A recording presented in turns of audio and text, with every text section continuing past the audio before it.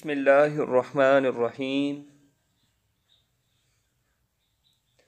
اللہم صلی علی سیدنا و مولانا محمد وعلی آل سیدنا و مولانا محمد وبارک وسلم الصلاۃ والسلام علیک یا سیدی یا رسول اللہ وعلی آلک و اصحابک یا حبیب اللہ۔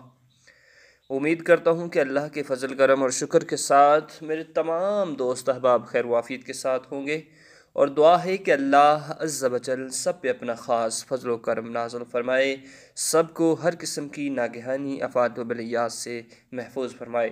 جی ناظرین، آج میں ماہ شعبان کے چاند کا وظیفہ لے کر حاضر ہوا ہوں، اور اس وظیفے کی برکت سے آپ کے دل کے اندر جو حاجت ہے انشاءاللہ عز و جل وہ پوری ہوگی۔ یہ جو وظیفہ ہے آپ اس کو 3 دن تک کر سکتے ہیں، خصوصاً پہلی جمعرات کے دن بھی اس کو کر سکتے ہیں، ماہ شعبان کی پہلی جمعرات۔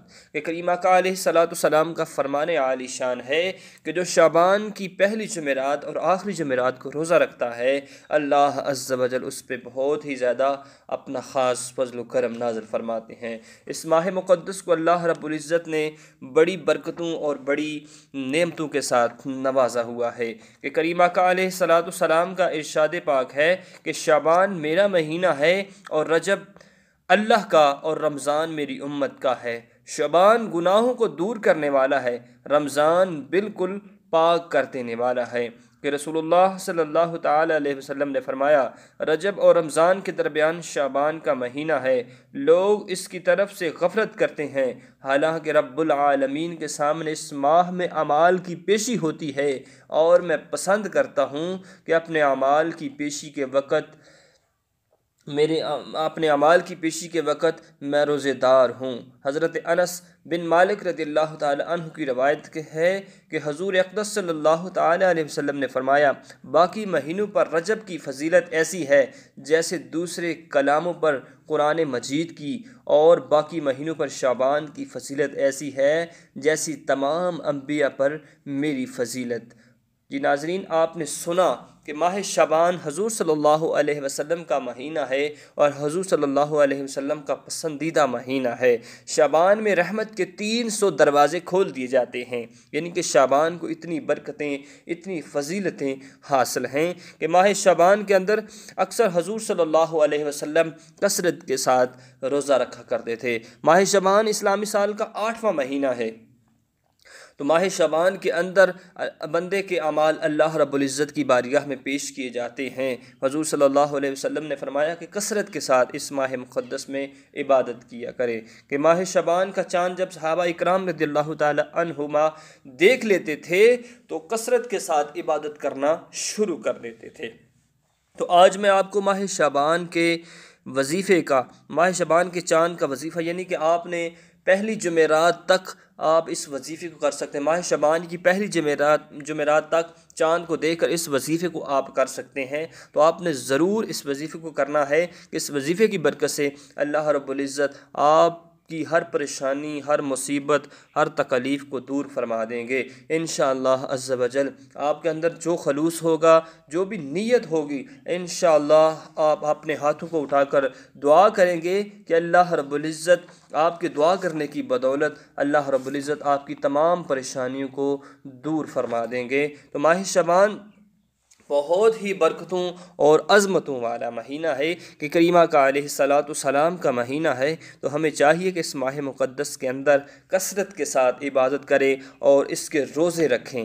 کہ ماہ شعبان کے روزوں کی بہت ہی بڑی فضیلت بیان کی گئی ہے۔ کہ ام المومنین حضرت ام سلمہ کا قول نقل کیا گیا ہے کہ حضور صلی اللہ علیہ وسلم رمضان کے علاوہ کسی مہینے میں اتنے زیادہ روزے نہیں رکھتے تھے جتنے کہ شعبان میں رکھتے تھے۔ اس کی وجہ یہ ہے کہ مرنے والوں کے نام شعبان میں زندوں کی فہرست سے نکال کر مردوں کی فہرست میں شامل کر دیے جاتے ہیں۔